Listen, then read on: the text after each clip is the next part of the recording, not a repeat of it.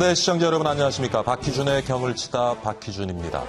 불과 몇 달 전만 해도 중국 증시에는 장밋빛 전망이 가득했었죠. 그랬던 중국 증시가 지난 한 달 사이 폭락을 거듭하고 있습니다. 단 3주 만에 30% 이상 급락하면서 우리 시장만이 아니라 세계 시장을 휘청이게 했습니다. 중국 펀드에 투자하신 분들 요즘 시름이 많이 깊으실 것 같습니다. 자, 과연 중국 증시의 폭락, 그 원인은 무엇이고 또 앞으로의 전망 어떨지, 또 중국 경제 도대체 무슨 일이 지금 벌어지고 있는지 오늘 박희준의 경을 치다에서 집중 분석해 보도록 하겠습니다. 잠시 후에 전문가 모시고 다시 찾아뵙겠습니다.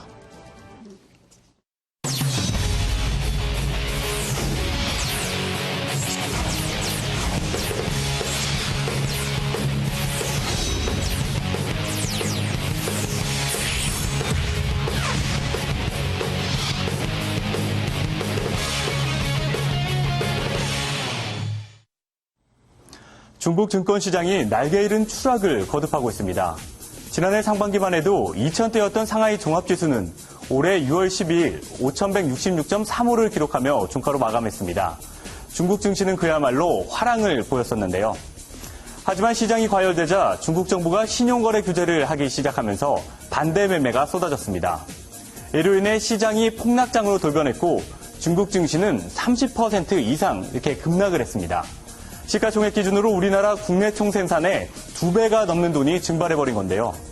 중국 정부는 충격파가 번지는 것을 막기 위해 기준금리와 지급준비율을 동시에 내리는 초강수를 뒀습니다.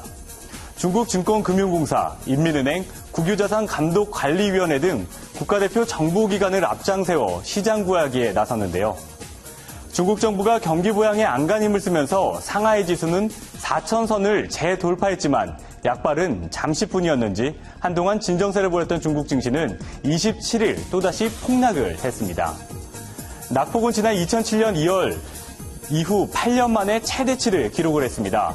중국 상하이 증시가 8% 넘게 폭락을 하면서 이날 한국 코스닥은 25.22포인트, 일본 니케이 지수는 194.43포인트 등 급락을 하는 등 아시아 증시도 동반 하락을 보였습니다. 중국발 대형 악재의 글로벌 증시도 급락을 보였습니다. 현지 시간 기준 27일 뉴욕 증시의 3대 지수는 전거래일 대비 다우지수가 0.73%, S&P 500 지수는 0.58%, 나스닥 지수는 0.96%로 일제히 하락한 채 거래를 마쳤습니다. 유럽 증시의 하락폭은 뉴욕 증시보다 더 컸는데요. 영국은 1.1%, 독일과 프랑스 증시는 각각 2.5% 급락을 보였습니다. 충격파의 여지는 신흥시장 통화가치도 15년 만에 최저 수준으로 추락을 시켰습니다. 일부에서는 중국발 불안을 시작으로 신흥시장 위기가 본격화될 수 있다는 전망까지 내놓았는데요. 폭락을 거듭하며 세계를 긴장시키고 있는 중국 증시, 이렇게 요동치게 된 원인은 무엇일까요? 그리고 또 앞으로 중국 증시는 어떻게 흘러갈까요? 지금부터 경을 쳐보겠습니다. 스튜디오 나와주세요. 네, 황성호 아나운서 잘 들었습니다. 이제 토론을 한번 시작해 보겠습니다. 오늘은 두 분 모셨습니다. 먼저 건국대학교 경제학과 최백은 교수 소개합니다. 어서 오십시오, 교수님. 네, 안녕하세요.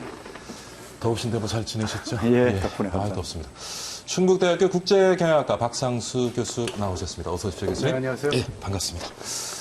자, 지난 1년간 참 중국 증시 잘 나갔는데 최근 폭락세 만만치가 않습니다. 이유 어디 있다고 보시는지, 교수님?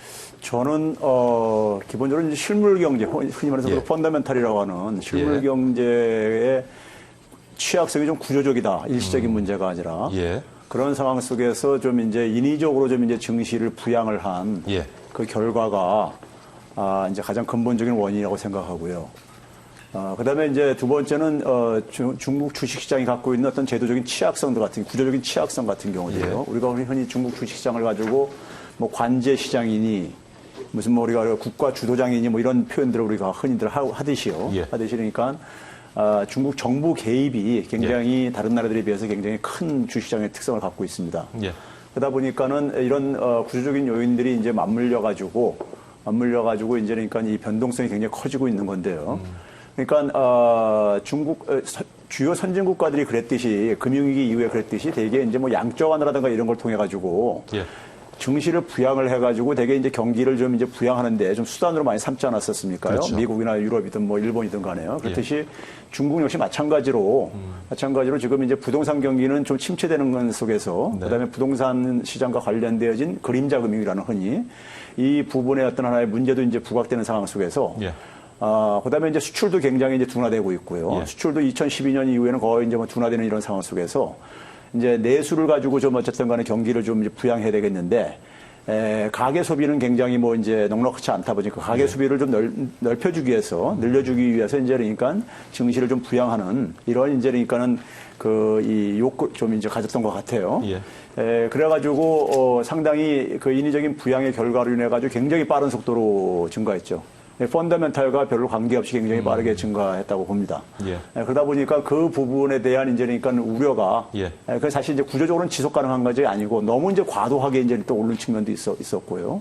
그런 것들이 이제 그러니까는 이제 문제로 부각되어지면서 특히 이제 IMF에서 그러니까 중국 정부에 대해서 시장 개입에 대한 이제 그러니까 좀 중단을 촉구하는 이런 이제 바람직하지 못하다는 이런 이제 얘기를 하면서 정부가 그러니까는 이 개입이 그러니까는 중단되는 게 아니냐 하는 이런 우려라든가 그다음에 정부가 가지고 있는 수단이 거의 다 그러니까 이게 바닥에 난 게 아니냐 하는 이제 이런 우려들이 맞물려서 돌아가면서 이게 이제 그러니까 굉장히 큰 폭의 어떤 하락을 이제 경험하고 있는 것 같습니다. 어떤 인위적인 정부의 증시 부양의 이제 한계를 좀 맞이하고 있다고 보여지는데 그래도 8%의 낙폭은 좀 지나치다 하는 시각이 있습니다. 지금 말씀하신 이런 구조적인 문제 외에 또 다른 어떤 이유가 있을까요? 어떻습니까? 그렇습니다. 8%라고 그러면은 하루 낙폭차 쳐놓고는 굉장히 좀 큰 차인데요. 사실은 요거를 되짚어 본다 그러면 지난 8일자 보면은 정책적으로 굉장히 많은 부분에서 중국 정부가 서포트를 하지 않았습니까?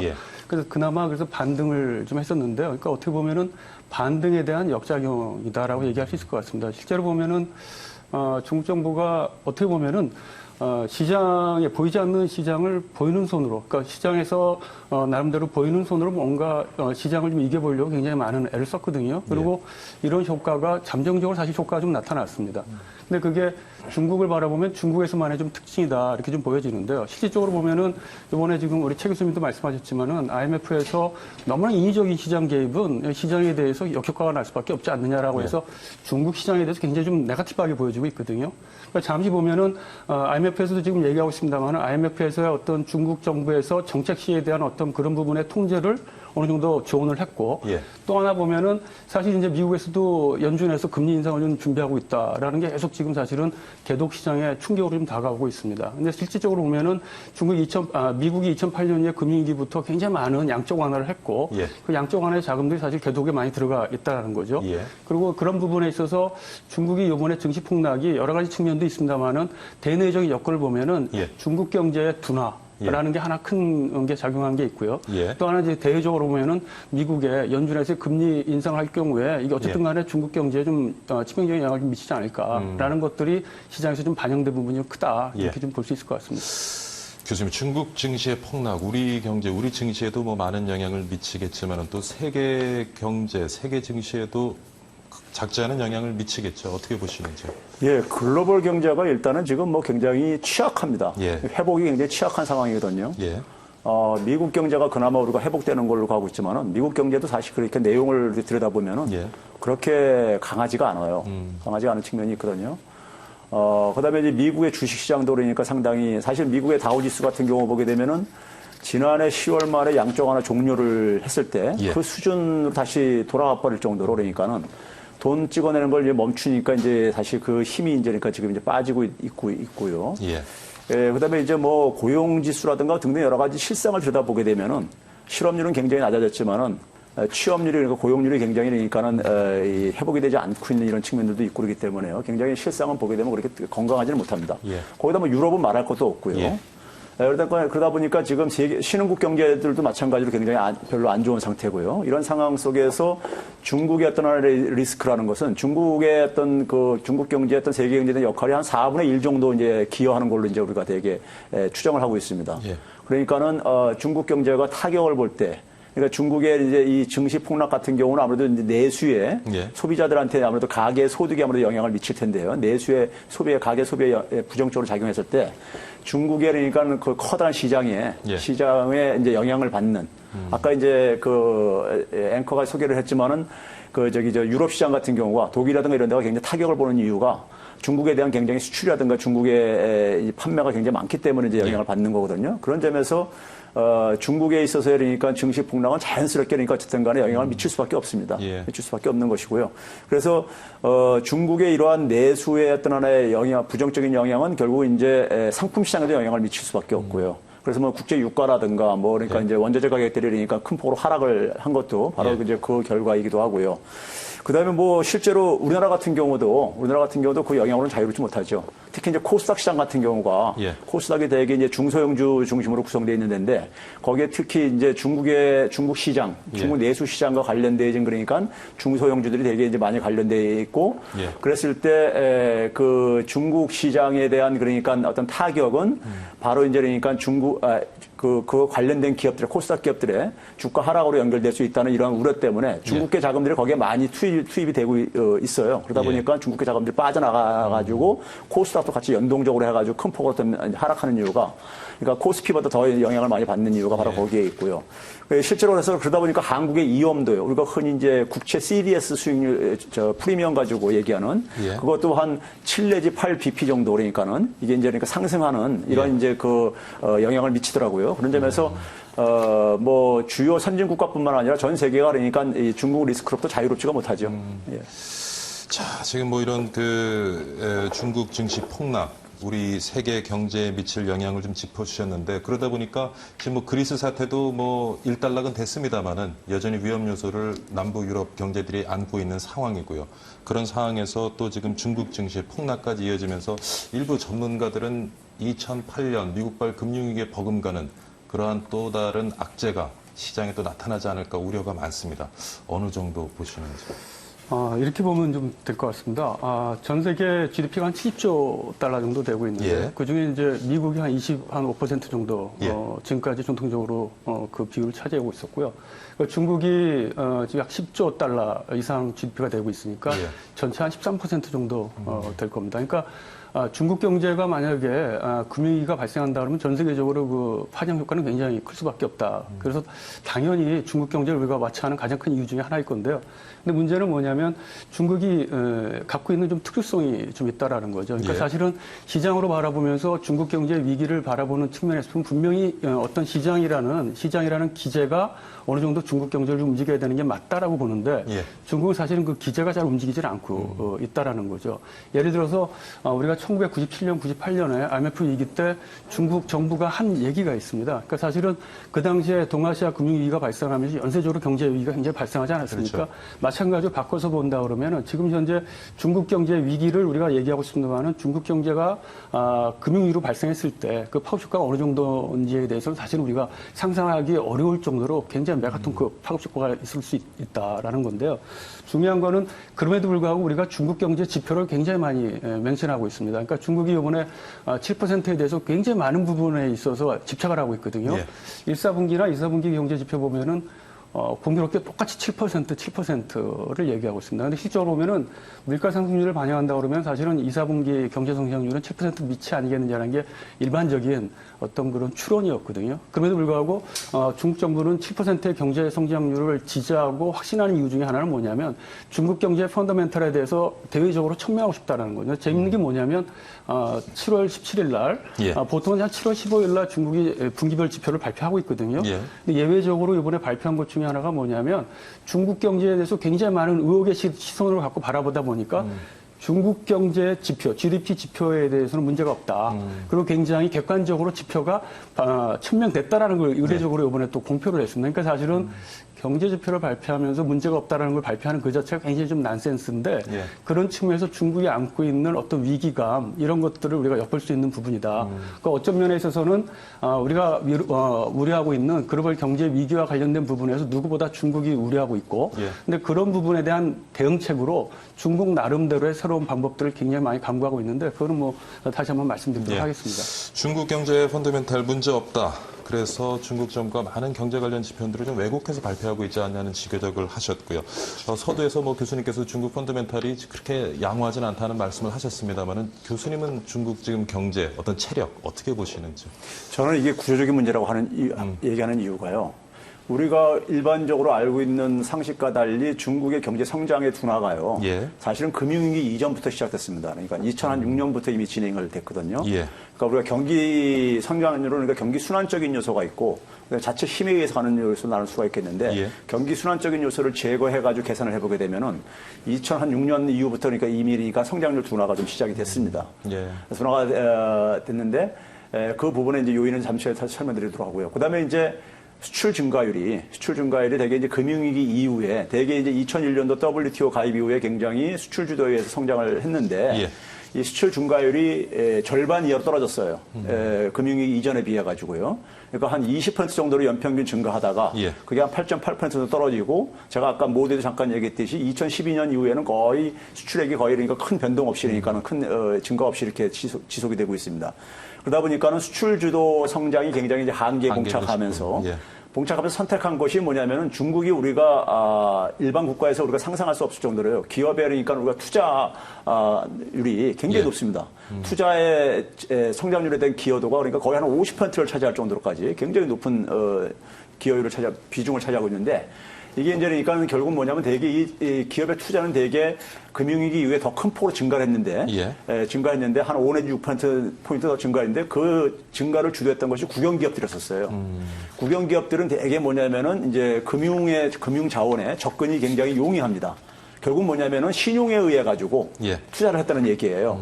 투자를 했는데 국영기업의 투자의 질이 굉장히 저하돼 가고 있습니다. 예. 우리가 뭐 자기 자산 대비 수익률 ROA라는 지표를 보게 되면은 굉장히 우리가 낮게 떨어지고 앉아 있고 그런 걸 보여주고 있는데 그런 점에서 우리가 부채 한 단위당 부채 한 단위가 그러니까 우리가 GDP에 기여하는 정도가 예. 계속해서 크게 하락하고 있다는 얘기입니다. 즉 그 얘기는 뭐냐면은 부채 주도의 성장이 도 굉장히 한계에 봉착하고 있다는 얘기입니다. 그러다 보니까는 이 과거의 고속 성장 방식이 예. 한계에 봉착한 결과 그러니까는 2006년도부터 내수 주도로 이제 그러니까 성장을 바꾸겠다 했는데 예. 내수 주도를 하는데 여러 가지 제약이 있습니다. 오히려 내수 주도를 천명했음에도 불구하고 예. 가계 소비가 차지하는 비율이 예. 오히려 그러니까 하락 내지는 정체를 하고 있어요. 그러니까 쉽지 않다는 얘기죠. 예. 거기에는 뭐냐면은 개방을 하면서 굉장히 우리가 소득 불평등이 굉장히 심화되어져 가지고 그다음에 이제 중국 인민들 같은 경우 가계 저축률이 굉장히 높습니다. 왜 그러냐면은 사회 보장 같은 경우가 굉장히 개인 해결하고 하다 보니까요. 그러다 보니까 이제 그 가계 소비가 굉장히 구조적으로 취약하다 보니까는 내수 주도가 잘 안 되고 있는 거죠. 예. 그런 상황 속에서 지금 중국 경제가 직면하고 있는 것은 이제 산업 구조를 이제 근본적으로 업그레이드 시키는 문제하고 예. 그 다음에 이제 내수를 이제 강화를 해야 되는데 내수 강화가 이게 그러니까 사실 일자리 문제와 관련되어 있는 거거든요. 근데 대개 이제 국영기업이라는 것이 되게 자본집약적이다 보니까는 예. 국영기업 성장이 그러니까 일자리 증가하고 별로 비례하지 않았었어요. 그러다 보니까는 그 가게들의 일자리 문제가 이제 근본적으로 개선이 안 되는 상황 속에서 예. 가게의 어떤 구매력이 상대적으로 구조적으로 그러니까는 이게 취약한 상태 속에서 예. 그러다 보니까 인위적인 이제 경기 부양 같은 경우를 예. 이제 이런 유혹을 빠지는 거죠. 그러니까요. 그 결과로 된 거기 때문에 중국 경제의 이 성장률 둔화라는 것은 장기화될 수밖에 없는 부분이고 거의 이제 터닝 포인트 전환점에 그러니까 과거와 같은 성장 패턴이 그러니까 지속될 수 없는 전환점에 지금 이렇게 직면하고 있는 예. 이제 이런 상황이라고 우리가 좀 이해할 수 있겠습니다.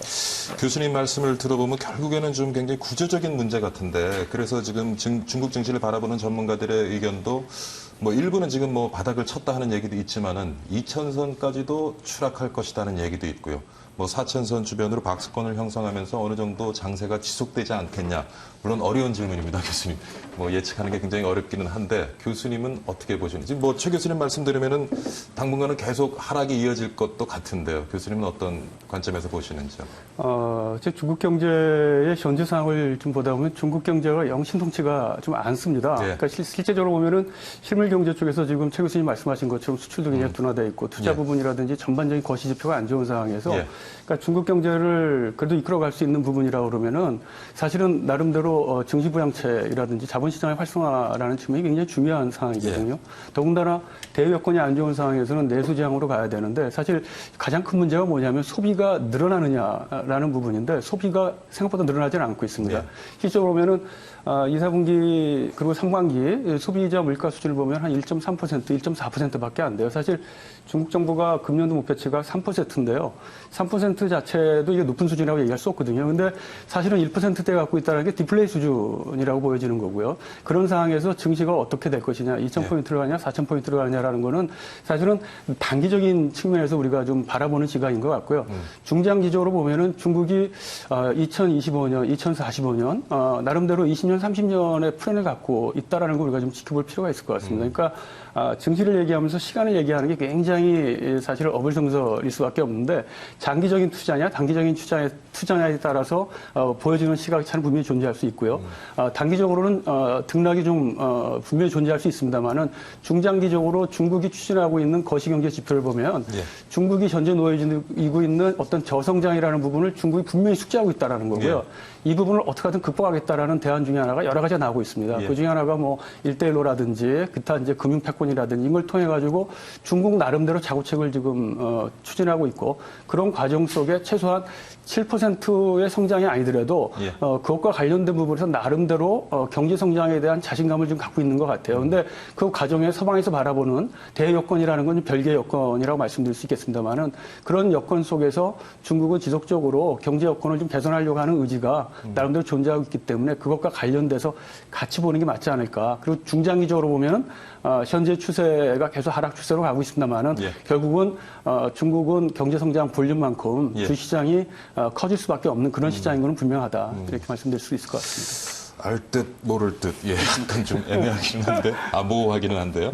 근데 교수님, 우리 국민이 여기 제가 보니까 중국 주식에 투자하고 있는 금액이 지금 7조 4천억 원을 좀 넘는 것 같아요. 그러다 보니까 해외 주식 투자에 지금 한 40% 달하고 있는 것 같고 그래서 뭐 중국 증시가 이렇게 폭락을 하게 되면 우리 국내 중국 증시 투자자들 손실이 만만치 않을 것 같은데요. 어떻습니까? 그러니까 중국 주식시장이 그러니까 우리가 이 짧은 기간 내에 굉장히 급격하게 상승을 했잖아요. 하다 보니까는 국내 투자자들이 중국 시장에 대해서 그러니까는 관심을 가질 수밖에 없었던 것이고요. 그러다 보니까 어떻게 보게 되면은 중국 경제 어떤 구조적인 문제를 좀 과소평가를 하고 뒤늦게 이제 그러니까 들어간 투자자들 같은 경우 타격을 볼 수밖에 없죠. 그렇죠. 뭐 제가 갖고 있는 지표를 가지고 볼 때는 이제 지난해 말 이제 후광통이라고 해가지고 후광통 시행 이후에 이제 지난 한 국내 5개월간 이렇게 보게 되면 국내 투자자의 중국 주식시장 이제 그러니까 그 투자 거래 대금이 한 4조 한 5천억 원 정도로 이렇게 추정을 되는 지표도 있어요. 근데 이제 이게 이제 결국은 국내 이제 올 상반기 올 연초 대비 해가지고 한 8% 이상의 이미 손실을 봤다는 것이고요. 그러니까요. 이제 연초에 이제 또 들어가는 자금들 같은 경우 그만큼 투자를 받다는 얘기고 만약에 2,000대 들어간 투자들 같은 경우 뭐 여전히 장기 투자했으면 손실은 안 받겠죠. 그렇죠. 근데 이제 뒤늦게 들어간 이제 굉장히 높은 지점에서 들어갔던 투자자들 같은 경우 아무래도 굉장히 손실을 많이 볼 수밖에 없죠. 지금 뭐 중국 정부가 구조적인 문제를 해결하기 위해서 여러 가지 대응책을 내놓고 있습니다만은 결국 증시도 중국 정부가 너무 인위적으로 이렇게 통제하고 관리하다 보니까 이런 뭐 불합리한 어떤 시장 구조를 만들어냈다고 보여지는데 그래도 지금 중국 정부가 어떤 추가 증시 폭락을 막기 위해서 여러 가지 뭐 안전책들을 고민하고 있는데 뭐 카드가 좀 있다고 보여지세요? 그러니까 단기적인 관점에서. 네, 실질적으로 지난번에 쓸 카드는 다 쓴 것 같고요. 단지 이제 어떻게 통화량을 좀 증가시키느냐는 부분인데요. 그 중에 하나가 실질적으로 환매 조건부 채권을 다시 이제 좀 사가지고 시장에다 통화량을 좀 증가시키는 그런 건 있을 수밖에 없는 상황인 것 같고요. 인위적으로 뭐 공매수 같은 경우를 와치하고 감시하면서 재산권을 사실 제약하는 이런 것들은 어떻게 보면은 사실은 IMF에서 권고한 사항이 당연히 좀 맞죠. 이게 시장을 이기는 보이지 않는 손을 이기는 보이는 손이라는 게 사실 존재할 수가 없는데, 근데 예외적으로 중국만은 보이지 않는 손이 시장을 어느 정도 좀 제압을 하고 있는 특징을 좀 보이고 있어요. 근데 중요한 건 이번에 셀카드를 다 쓰고 있음에도 불구하고 중국 정부 입장에서 보면은 아직까지 여러 개 있는 게 금리 인하라든지 지준율 인하라는 여건이 아직까지는 좀 여지가 좀 있는 것 같고요. 이런 부분들에 있어서는 중국이 지속적으로 금융 부분과 관련돼서 투자를 좀 하지 않을까 이렇게 좀 보여지고 있습니다. 지금 중국 증시 폭락에 대해서 여러 가지 토론을 이어가고 있는데 잠시 교수님 쉬어가도록 하겠습니다. 지금 시간이 1시 24분 20초 지나고 있는데요. 이 시간 우리 증시 어떻게 흘러가고 있는지 한번 살펴보고 가도록 하겠습니다. 지금 시황센터 준비됐는지 모르겠습니다.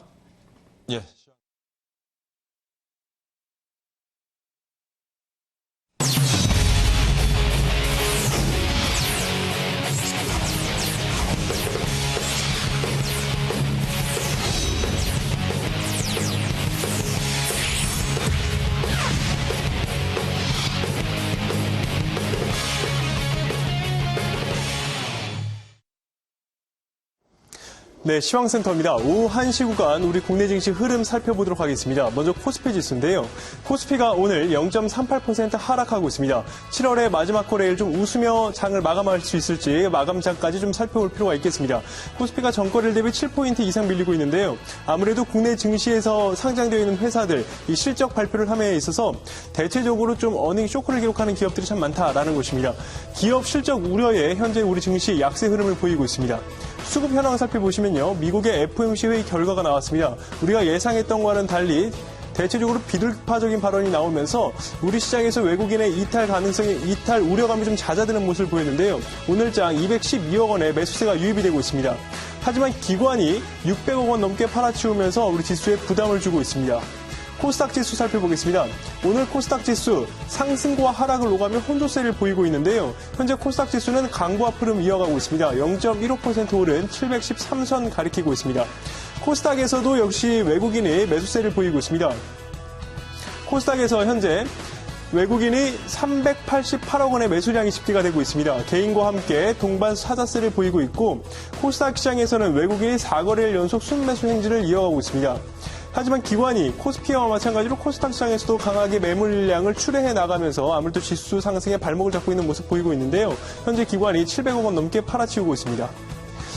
자, 이제 종목 흐름 살펴보겠습니다. 먼저 유가증권 시장으로 가보시면요. 삼성전자가 오늘 급락세를 보이고 있습니다. 삼성전자가 현재 3% 넘게 밀리고 있습니다. 3.05% 밀리면서 117만 8천 원, 120만 원대가 붕괴가 됐는데요. 증권가에서 바라보는 삼성전자의 목표가 3개월 만에 처음으로 140만 원대가 등장했습니다.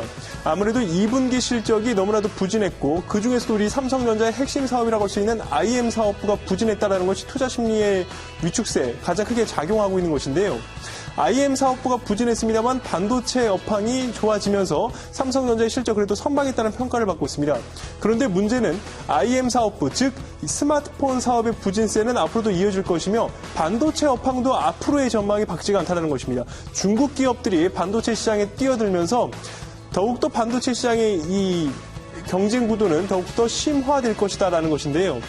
이 삼성전자 주가 급락세를 보이고 있고 현대차 1.67% 내리고 있습니다. 14만 7,500원 가리키고 있습니다. 현대차는 이번 주 유가증권 시장의 시가총액 2위 자리에 다시 안착을 한 모습을 보이고 있고요. 한국전력이 오늘 급등하고 있습니다. 3.09% 오르면서 5만 100원. 이제 SK하이닉스인데요. 이번 주 SK하이닉스가 연일 하락세를 보였습니다. 그런데 오늘 저가 매수세가 유입이 되면서 4%대 급등 현상 보이고 있습니다. 코스닥 시장 시가총액 1위부터 5위까지 살펴보겠습니다. 코스닥 시장 가보시면요. 역시 다음 카카오 6.65% 급락세를 보이고 있습니다. 시장에서 덩치가 크다라는 종목들, 이 대형주가 지지부진하다 보니까 지수 자체가 좀 하락세를 보이고 있는 것인데요. 다음 카카오가 6%대 급락세. 그 이유는 네이버에서 찾아볼 수 있겠습니다. 네이버가 어제 2분기 실적을 발표하지 않았습니까? 시장 예상치를 하회하는 어닝 쇼크를 기록했습니다. 네이버의 실적 악화가 다음 카카오로까지 이 전염이 된 것인데요. 이 투자 심리, 이 IT 업종을 바라보는 투자 심리가 위축되면서 현재 6.65% 내린 12만 800원을 가리키고 있습니다. 동서도 역시 1%의 약세를 보이고 있고 CJENM이 오랜만에 반등하고 있습니다. 0.69% 오른 72,500원 가리키고 있습니다. 뉴 미디어 시대에 맞는 기업, 각종 다양한 콘텐츠를 제공하면서 이 시대에 가장 적합한 기업으로 이제 CJENM이 증권가에서 호평을 받고 있는데요. 연일 주가가 좀 하락세를 보이고 있다가 오늘장에서는 반등 0.69% 상승하고 있습니다. 자, 이렇게 해서 코스피 코스닥 양시장 분위기를 좀 살펴봤습니다. 지금까지 시황센터에서 전해드렸습니다.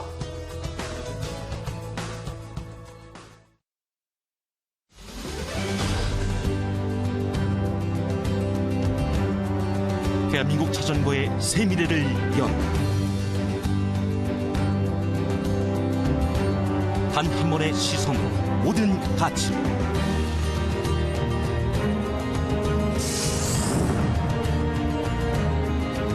자전거 트렌드를 바꾸는 혁신적 프레임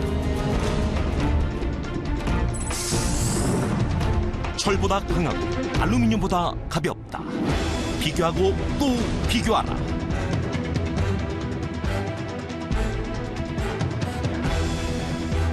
강하면서 가벼운 나노카본 프레임. 대한민국 자전거의 자존심.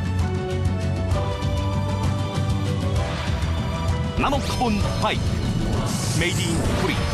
위아 위스. 네. 증시 잠깐 살펴보고 돌아왔습니다. 교수님. 네. 계속 저랑 눈을 안 마주치시는데 지금 중국 주식 아까 말씀하신 것처럼 경기 부양책들은 중국 정부가 계속 지금 내놓고 있는 상황에서 어떻게 우리 투자자들 저가 매수가 가능한 시점이라고 보시는지요? 굉장히 어려운 걸 질문하시는데요. 시점으로 보면은 지금 상당히 바닥이 쳤느냐 아니냐라는 그렇죠. 시점이 있습니다만은 예. 주가는 좀 변동이 크지 않습니까? 그럼에도 불구하고 중국의 가능성이 지금 굉장히 크다라는 측면으로 말씀드릴 수 있을 것 같고요. 예. 한 가지 팁을 좀 말씀드린다 그러면은 금년이 12차 5개년 계획 마지막 연도입니다. 예. 사실은 다음 5년이 13차 5개년 계획인데요. 예. 중국의 13차 5개년 계획에 어떤 마스터 플랜들이 있거든요. 예. 이 플랜을 보면 중국 경제 장밋빛을 우리가 한번 좀 가늠할 수 있을 것 같습니다. 그렇다 그러면은 현재 등락에 어떤 예. 이런 부분에 일희일비하는 것보다는 중장기적인 측면에서 본다 그러면은 매수 입장에서 좀 장기적인 안목으로 간다 그러면은 예. 지금 시점에 매수하는 것도 나쁘지는 않은 것 같다라고 말씀드릴 수 있을 것 같습니다. 예.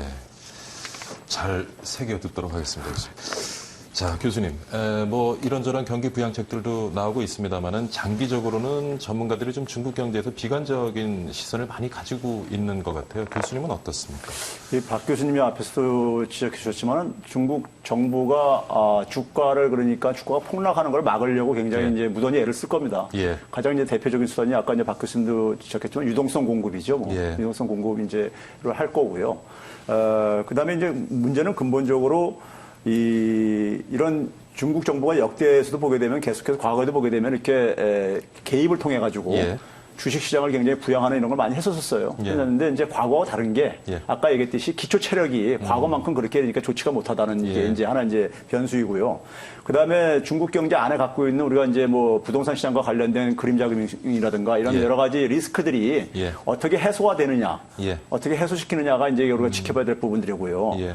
그다음에 이제 시진핑 주석이 지금 이제 아까 13차 5개년 계획 말씀하셨지만 이제 소위 우리가 신창타이라고 이제 우리가 얘기를 하죠. 예. 우리 이제 우리말로 그대로 읽으면 이제 신상태라고 해가지고 새로운 시대를 예, 예. 전환하겠다. 예. 이제 이런 이제 구상을 밝히고 있는데 이러한 부분들은 기본적으로 경제라든가 산업의 어떤 하나의 구조적인 질을 좀 개선하겠다는 얘기거든요. 예. 한마디로 얘기하면요. 예. 이런 것들이 얼마나 좀 이제 성공적으로 예. 진행되느냐에 따라서 사실은 이제 결국 중국 주식시장이 건강하게 계속해서 쾌속 질주를 할 것이냐, 예. 아니면 굉장히 변동성으로 굉장히 예. 커질 것이냐 하는 것이 이제 관련되기 때문에 이 부분을 잘 이제 주시를 하면서 예. 투자 전략을 좀 세워야 될 것 같습니다.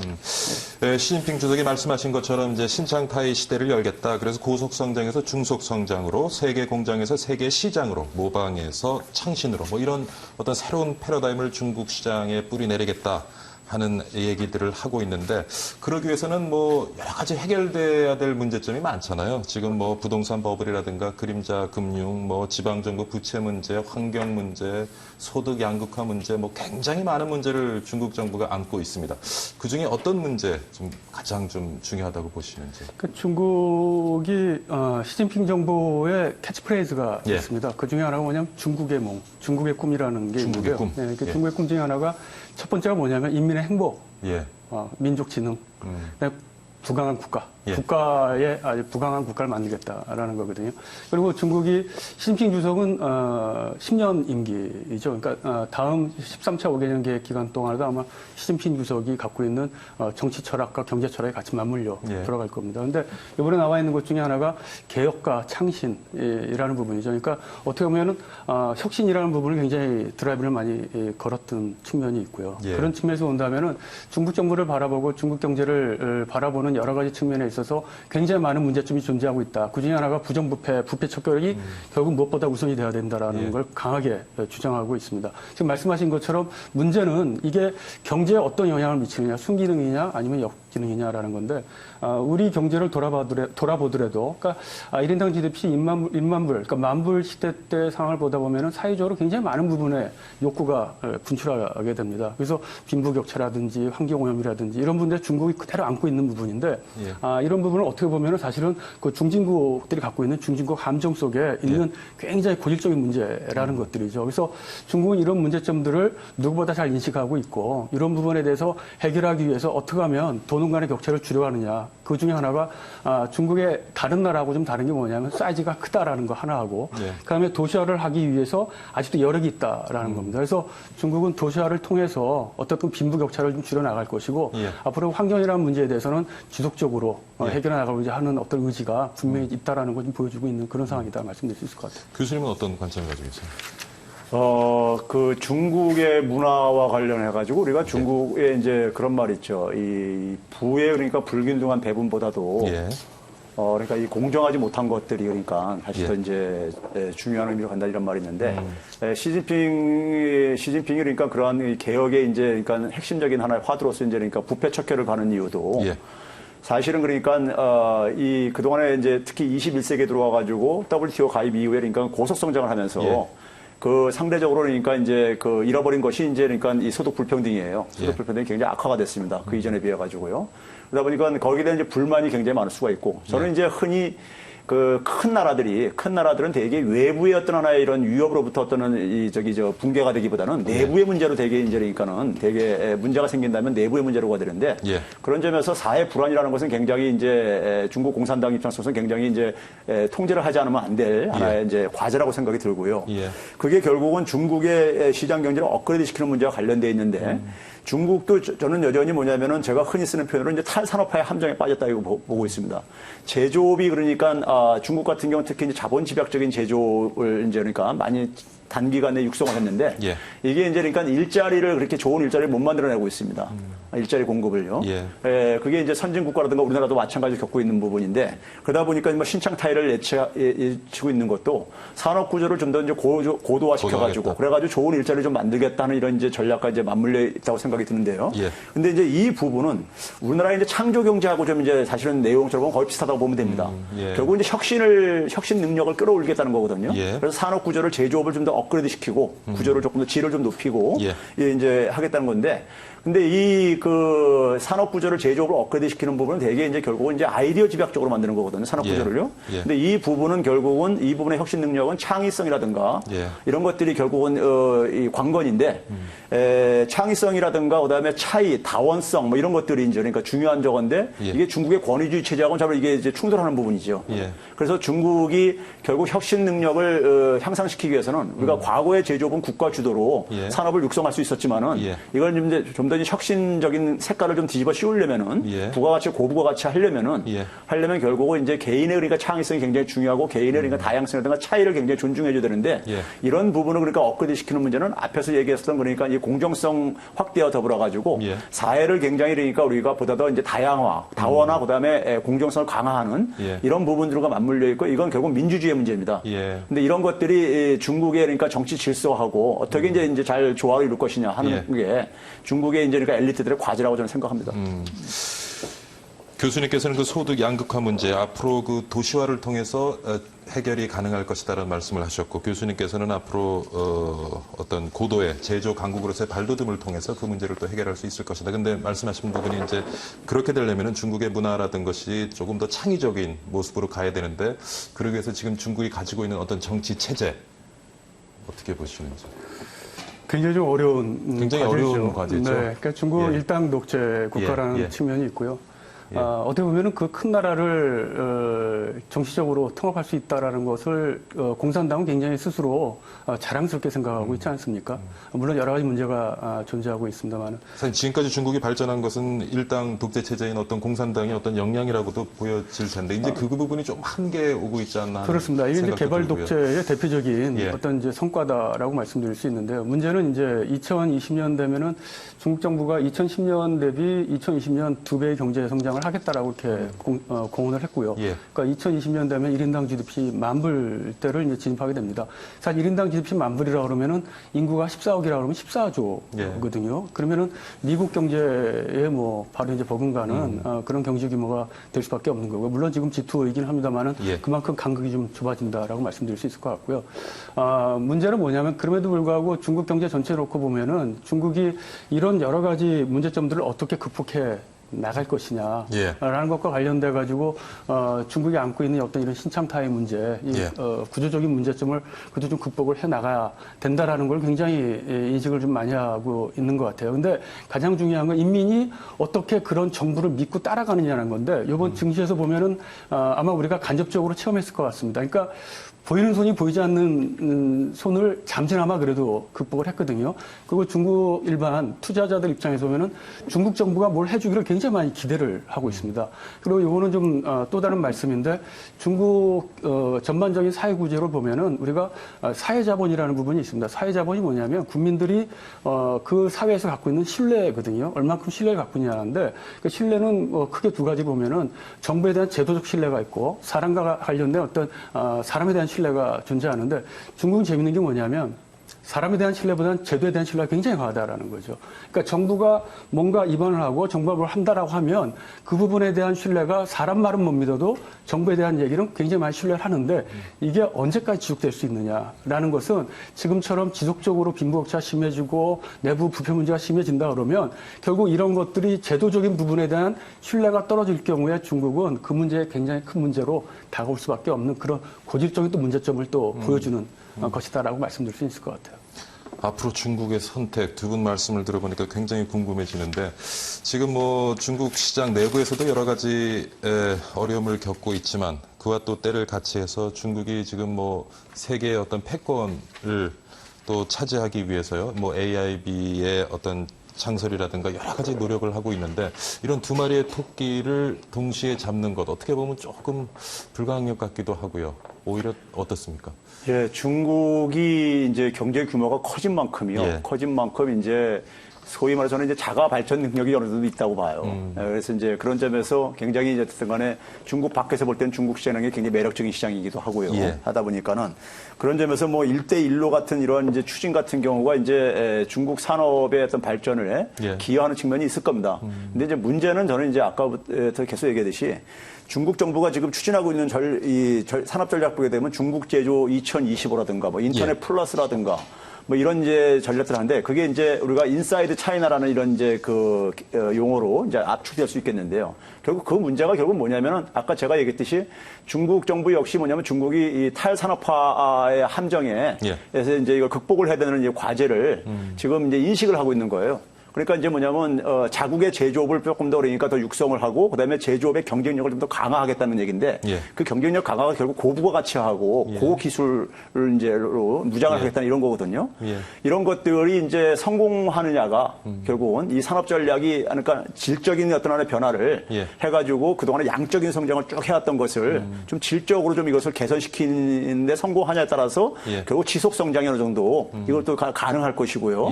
결국 그 내부의 체질이 그만큼 그러니까 우리가 한 단계 업그레이드 돼야지만이 경제 규모에 걸맞는 그러니까 우리가 질적인 그러니까 우리가 이제 선진국 수준으로 이제 그러니까 이것이 맞아 떨어져야지만이 중국이 그러니까는 좀 이제 한 번 더 도약을 하느냐 마느냐 저는 이런 이제 터닝 포인트에 지금 놓여 있다고 봐요. 중국이라는 나라가요. 그런 점에서 결국 이것은 중국 내부에서 이제 이걸 풀어야 될 문제인데 아까 얘기했듯이 이 탈산업화의 문제 과제라는 것이 이렇게 만만한 작업은 아닙니다. 이 구호처럼 이렇게 만만한 작업은 아니에요. 아니다 보니까는 이것을 얼마나 중국 정부가 성공할 수 있냐는 것은 중국에 그러니까 아까 박 교수님이 존중했는데 사회 자본 같은 것도 얘기했는데 이런 것들뿐만 아니라 그러니까 여러 가지 소프트 인프라 같은 것들이 얼마나 그걸 뒷받침할 수 있냐에 따라서 결국은 이게 이제 그 성공과 관련돼 있다고 생각이 듭니다. 우리 경제와 비슷한 숙제를 지금 안고 맞습니다. 있군요. 근데 보면은 지금 탈산업화 얘기를 하셨는데 뭐 알리바바 같은 그런 아주 글로벌 인터넷 기반의 어떤 서비스 회사도 만들어졌고 또 뭐 민간 드론 시장의 한 70% 점유하고 있는 DIO인가요? DOI인가요? 그런 회사도 있고 뭐 어떻게 보면 우리 입장에서는 또 사실 우리도 그런 기업들이 많이 지금 우리 시장에서 만들어지기를 바라고 그래서 창업의 어떤 활성화를 위해서 정부 뭐 시장 많은 노력을 하고 있습니다만은 아직은 뭐 눈에 보이는 성과는 만들어지지 못하는 것 같은데 비해서 중국은 이런 기업들이 최근에 이렇게 등장한다는 것은 그래도 지금 말씀하신 어떤 탈산업화 어떻게 보면은 우리보다는 조금 더 모르겠습니다. 어떻게 보시는지요? 그렇습니다. 우리도 지금 현재 그 혁신을 예. 굉장히 좀 강조하고 있는데 지금 말씀하신 것처럼 중국도 일자리 창출도 해야 되겠고 산업 구조도 해야 되겠다라는 게 굉장히 큰 과제입니다. 그래서 현재 보면은 중국이 나름대로 인큐베이터, 그러니까 새로운 산업을 만들기 위한 창업센터를 많이 만들어가고 있거든요. 그런 것 중에 하나가 중국에서 이제 그 메이커라는 거를 차용해 쓰는 게 중국의 새로운 창업자, 그래서 중국식 용어로 하면 창커라고 하는 새로운 창커들, 그러니까 새로운 혁신 창업자들, 스타트업 기업들을 양성하기 위한 지원을 대대적으로 하고 있습니다. 그러니까 우리가 중간촌이라는 대표적인 창업센터도 있습니다만은 심천 쪽에 가면 심천에 또 굉장히 많은 또 창업센터가 양성이 되고 있고요. 그러니까 이런 것들이 중국의 의지를 좀 보여주는 것 같고요. 그다음에 제조업 2025년을 보면은 독일이 하고 있는 독일의 나름대로 인더스트리 4.0을 그대로 이제 벤치마킹한 감이 있습니다. 그래서 중국이 앞으로는 그냥 제조업에 나름대로 강국이긴 하지만 제조 기술의 강국은 아니다라는 것을 스스로 알고 있어요. 그래서 앞으로는 이제 제조업뿐만 아니라 제조 기술 부분에 있어서도 좀 혁신적으로 뭔가 좀 이끌어갈 수 있는 그런 산업으로 좀 육성하겠다라는 의지가 분명히 좀 보이고 있고요. 이런 측면에서 보면은 중국 경제의 변화 우리가 좀 예의주시할 필요가 좀 있다라고 말씀드릴 수 있을 것 같습니다. 우리의 가장 큰 수출 시장 중국, 그리고 우리 기업들의 많은 투자가 이루어진 중국 시장. 그래서도 중국 시장이 이렇게 잘 나가기를 바라지만은 또 지금 교수님 말씀을 듣고 나니까 거기도 그런 창의적인 중국 기업들이 만들어지고 성장을 해 나가다 보면 결국 또 우리 기업들의 또 경쟁 상대가 될 거고요. 참 이러지도 저러지도 못하는 고민이 또 생기는 것 같은데 교수님 어떻게 보시는지요? 일단 지금 일단 지금 아까 얘기한 인사이드 차이나 전략으로 인해가지고 우리가 지금 타격을 보고 있죠. 그러니까 중국이 그러니까 이제 소위 말해서 과거에는 이제 그러니까 가공무역형이었잖아요. 그러니까 중간재를 수입을 해가지고 부품이나 소재 수입을 해가지고 이제 그러니까는 제품을 완성을 해가지고 수출하는 이런 방식이었는데 그걸 이제 더 이상 이제 안 하겠다는 얘기 아닙니까? 소위 원세트형 산업 구조를 만들겠다는 얘기예요. 그러니까 부품 소재부터 해가지고 완성까지 다 자기들이 하겠다 이겁니다. 그러다 보니까 실제로 그것이 지난 한 15년 사이에 굉장히 빠르게 효과를 보고 있어요. 그러니까 우리가 이 가공 무역이 차지하는 어떤 비중이 한 1% 이상을 차지하다가 한 2000년경이에요. 이게 지금 한 26%가 떨어지고 앉아 있거든요. 그러다 보니까 그게 직격탄을 맞는 게 사실 우리나라 같은 경우입니다. 우리나라가 주로 중간재를 주로 이제 수출을 해가지고 중국에서 수출을 해가지고 굉장히 그동안에 중국 시장을 굉장히 우리가 공략을 많이 하고 그걸로 인해서 성장도 많이 하고 그랬었는데 이게 직격탄을 맞고 있는 게 우리나라 최근에 이제 수출 감소하고도 이제 밀접한 관련이 있고요. 그 다음에 이제 아까 사회자께서 지적했듯이 중국도 마찬가지로 선진국과 그러니까 동일한 과제들을 지금 그러니까는 추진하고 있는 거예요. 그 차원에서 그러니까는 지금 우리가 거기에 대해서 우리도 거기에 대응해서 추진하고 있는 게 창조 경제 전략 같은 겁니다. 이게 성공하지 못하면은 우리가 샤오미하고 삼성전자하고 이걸 우리가 생각해 보면 돼요. 샤오미가 그러니까 지금 보게 되면은 상당히 그러니까는 후발주자임에도 불구하고 굉장히 위협적인 대상으로 지금 그러니까 떠오르고 있거든요. 반면에 삼성전자 같은 경우 어떤 측면에서 볼 때는 굉장히 좀 새로운 어떤 그 출구를 못 찾고 있는 어떤 이런 이런 걸 좀 보여주고 있고요. 그런 점에서 굉장히 우리 중국 경제가 어떻게 가든 간에 우리가 얼마나 우리의 경제 질을 한 단계 업그레이드 시키느냐, 체질을 좀 강화시키느냐 여기에 이제 결국은 달려 있다고 봅니다, 저는. 삼성하고 샤오미 얘기를 해주시니까 굉장히 피부에 와닿는 것 같아요. 아마 10년, 십수년 전에 소니도 우리 삼성이 샤오미 보듯이 봤겠죠. 근데 지금 위치는 완전히 바뀌어 있고요. 교수님, 앞으로 우리 경제, 중국 경제 참, 요번에 김무성 대표가 미국 가가지고, 그래도 미국이다라는 얘기를 했습니다만은, 우리 경제로 봤을 때는 중국과 더 밀접한 지금 관련이 있고요. 앞으로 우리 경제, 중국 경제 어떻게 바라보고 좀 대응을 해 나가야 될지요? 네, 그렇습니다. 우리 경제가 중국의 의존도가 굉장히 높지 않습니까? 전체 수출입에서 차지하는 비중이 21%가 넘어가고 있고요. 그중에 수출만 봐도 25% 이상이 대중 수출입니다. 근데 문제는 뭐냐면 지난 2014년부터 굉장히 좀 위험 신호가 조금 감지되고 있어요. 그중에 하나는 뭐냐면 2014년부터 대중 수출이 미력하나마 감소세를 보이고 있다는 겁니다. 그래서 오늘 통계 이렇게 쭉 들어가서 한번 확인해 보니까 상반기 대중 수출도 마이너스 2.1%를 기록했어요. 중국 통계를 보니까 중국 통계가 상반기 동안 마이너스 6.9%의 수출입 감소세가 있었는데 그중에 중국은 오히려 수출은 한 1% 정도 증가를 했는데 문제는 중국의 이 수입입니다. 수입이 마이너스 15.5% 대폭 감소하고 있다는 건데 중국의 수입의 감소가 바로 한국 경제에 입서 보면 한국의 대중 수출로 감소할 수밖에 없는 상황인데 이런 상황으로 간다면 지속적으로 만약에 대중 수출이 위축이 된다면 된다 그러면 한국 경제로서는 굉장히 좀 위기일 수밖에 없는 상황이다. 예. 이렇게 받아들이고요. 그럼에도 불구하고 중국이 추진하고 있는 새로운 산업 정책과 관련돼서 예. 우리 정책과 중국의 정책을 어떻게 좀 유기적으로 연결해서 중국의 내수 산업 그리고 지금 최 교수님 말씀하신 것처럼 가공법뿐만 아니라 중국 내수에서 완스톱으로 모든 걸 생산하고 제조할 수 있다 그러면 한국 기업도 들어가서 그렇게 할 수밖에 없는데 그게 대표적인 게 삼성이 서한에 들어가서 80억 달러의 반도체 공장을 설립한 거거든요. 예. 그러니까 중국이 이번에 페라를 71억 유로 달러로 최대 규모로 인수를 하지 않았습니까? 예. 바로 이런 것들이 앞으로 양국 경제 구조에 굉장히 큰 지각 변동으로 다가올 수 있지 않을까 이렇게 좀 보여집니다. 지금 말씀하신 이제 공산당의 중국 경제 정책과 우리 경제가 좀 유기적으로 맞물려 돌아가야 되겠다라는 말씀을 하셨는데 구체적으로 좀 어떤 접근이 가능하겠습니까? 아까 앞에서 했던 김무성 대표 그 얘기는 지금도 많이 뭐 시중에서 이제 화제가 되고 있지만요. 예, 예. 우리가 사실은 뭐 안보하고 경제를 분리한다는 것이 말로는 쉬운데 예. 현실로 그렇게 쉬운 게 아닙니다. 그렇죠. 쉬운 게 아니기 때문에 사실은 결국은 뭐냐면 우리 나름대로 그러니까 독자적인 어떤 하나의 그러니까 이니셔티브를 가지고 좀 이렇게 안보적인 얘기도 안보와 얘기도 하고 예. 그다음에 경제적인 독자적으로 하려면은 결국 우리가 결국 힘이 있어야 되는 것이고요. 예. 저는 이제 그런 점에서 이 남북 간의 화해가 굉장히 중요하다고 생각해요. 예. 남북이 화해가 돼가 분열돼 있으면은 우리가 어떤 집안이 집안이 있으면은 외부에서 이거 공략하기 쉽듯이. 그렇죠. 그러니까 그래가지고 결국은 우리가 내부적인 어떤 약점을 그냥 최소화시켜가지고 최소화시킨 다음에 그 다음에 이제 결국 뭐 경제도 결국은 실력 문제입니다. 안보도 실력이지만 결국 실력 문제거든요. 예. 아까 얘기했듯이 그러니까 우리 경제 체질을 그러니까 이런 단기 미봉책들보다는 구조적인 개선을요. 예. 어제 제가 어느 모 프로그램에서 청년 일자리 문제 가지고 청년 고용 대책 가지고 얘기했는데 청년 고용 대책이 한 10년째 지금 계속해서 나오고 있거든요. 예. 그런데 매 나오는 얘기들 100에 보게 되면 다 비슷비슷한 얘기들이 계속 반복되고 있다는 이런 얘기 지적들을 하고 있거든요. 단기적인 숫자로만 예, 있는 그러니까 그 것 같아요. 10년 전에 구조적 접근을 그러니까 구조적으로 만약에 접근했으면 지금 성과가 나오겠죠. 지금쯤 성과가 예. 나올 게 아니겠습니까? 예, 맞습니다. 그러니까 이런 우를 그러니까는 앞으로 5년 후에 또 되풀이된다면은 아마 그러니까 중국 경제가 굉장히 우리한테 위기가 될 것이고요. 예. 우리의 이제 사활에 굉장히 커다란 영향을 미칠 수밖에 없을 겁니다. 뭐 시간이 거의 다 되고 있는데 교수님 뭐 잠깐 그 마무리 말씀 한마디 부탁드리겠습니다. 중국과 한국 경제, 그다음에 미국이라는 참 변수가 있습니다. 근데 중국이 하고 있는 게 이경 축정. 그러니까 중국은 경제로서 정치 문제를 풀겠다라는 게 분명히 보이거든요. 그리고 또 하나 간단하게 여기서 좀 지적하고 싶은 것 중에 하나가 중국이 정치적으로 굉장히 많이 문제가 있습니다만은 경제 문제가 가장 중요하다. 세상에서 먹는 게 가장 중요하다라는 게 중국의 인식입니다. 예, 우리가 명심해야 될 것 같습니다. 오늘 중국 증시의 폭락 그리고 우리 경제에 미치는 영향에 대해서요. 건국대학교 최백은 교수 그리고 충북대학교 박상수 교수 두 분 모시고 많은 고민 함께 해봤습니다. 오늘 교수님 많이 배웠습니다. 네, 감사합니다. 수고하셨습니다, 교수님. 네, 감사합니다. 자, 중국 증시 폭락에 휘청이는 우리 시장을 보면서 중국이 기침하면 우리는 독감에 걸린다라는 얘기가 요즘 유난히 실감나는 것 같습니다. 금융 불안이 계속되면 실물 경제도 타격을 입게 되는데요. 안 그래도 어려운 경기, 중국발 폭풍의 영향을 최소화할 수 있도록 우리 시장 잘 대응을 해 나가야겠습니다.